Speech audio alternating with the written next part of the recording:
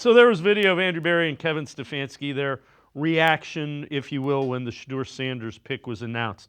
It got a lot of attention on social media, probably more than it should have. And the thing that people need to realize, that's time shifted. So you're not matching it up exactly with the announcement. Now, what we have done is, here's the call from Andrew Berry to Shedeur Sanders. Shedeur, can you hear me, man? Yeah, I can hear you. Hey, I know it's been a long weekend. We're going to take you off the board here, all right, brother? Yes, sir. Let's do it. Hey, listen, you got to come in, you got to work hard, you got to earn your job, earn your keep. And it doesn't matter where you're taking, it matters what you do from this point forward, all right? Talented, we spent a lot of time with you, you're a good kid.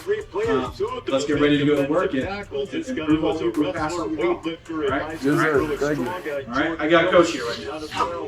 Yo. What's up, coach? Good to see you, man. Yes, sir. I'm excited to see you. Remember I told you the Lord works in mysterious ways, right? No, for sure. It's an opportunity and we're going to get to work together, okay, buddy? Woo! Beautiful thing. It's a beautiful thing.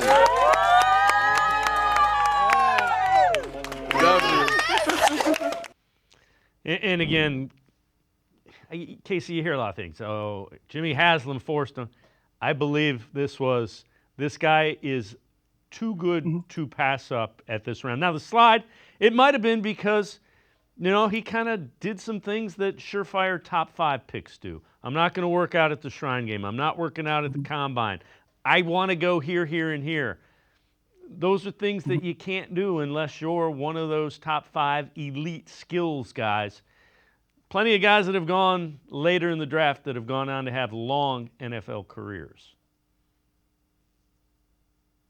Yeah, it's a be who you can afford to be league, and some players can get away with certain things. I think the league kind of told Shedeur that they weren't going to put up with a headache.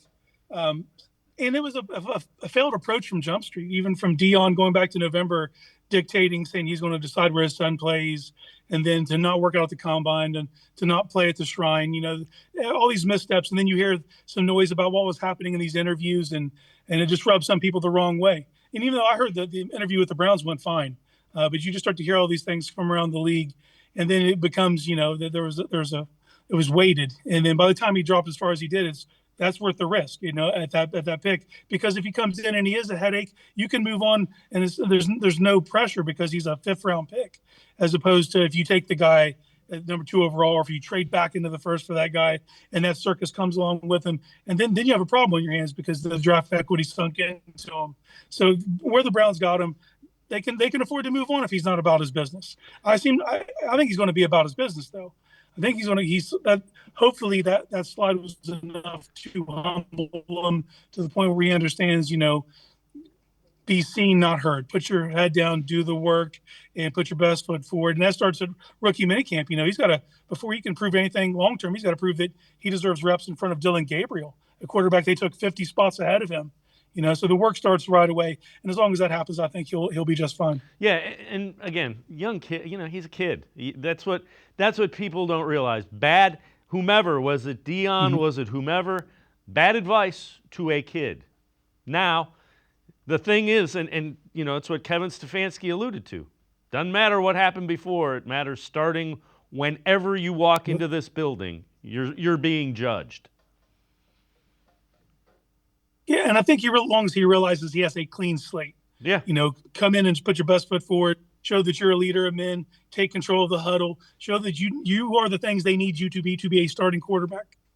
Because he has starting quarterback tools. He doesn't have elite traits. He doesn't have a bazooka for an arm. He's not a crazy athlete, but he's accurate, and when he's on time and on schedule, he can be a perfectly efficient point guard that can move an offense. So that's what this team needs from him, and he needs to prove that to them.